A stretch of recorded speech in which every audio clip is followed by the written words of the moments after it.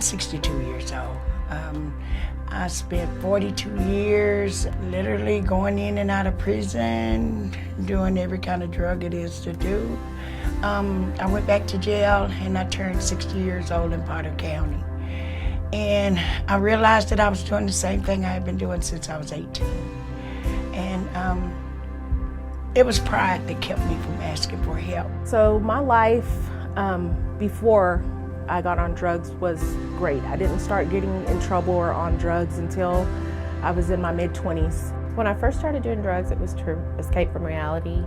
And then I started using them more to numb my pain, and then I would feel like such an idiot for using drugs that I would do more and more, and it was just, I would try to numb the pain, so I kept doing more. It was just a vicious cycle that didn't make any sense. I started doing drugs to fit in.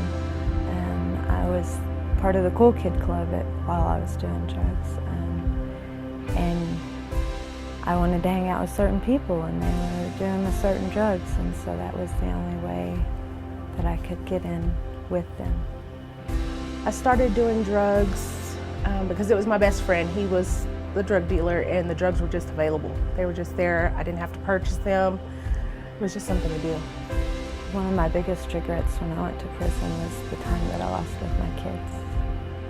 My biggest regret about going to jail was knowing that I was going to be away from my family for a long time. My biggest regret from being arrested and going to prison was missing the birth of both of my grandchildren.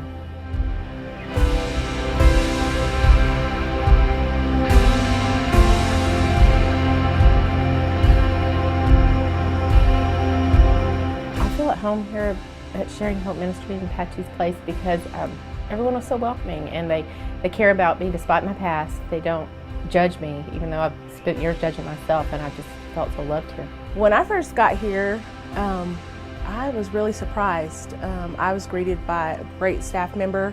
I felt really good. They were supportive, and I was just happy. In my room, I couldn't believe I went from a 5x12 cubicle for several years to this room, and it's all mine.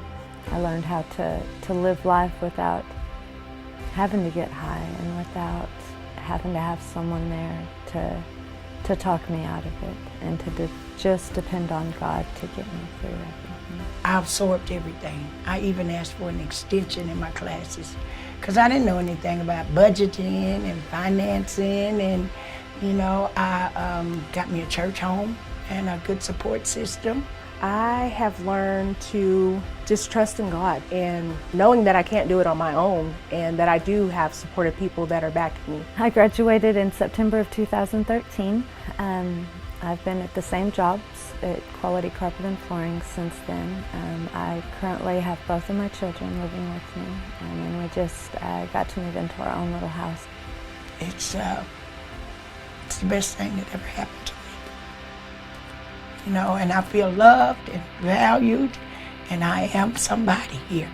I really am.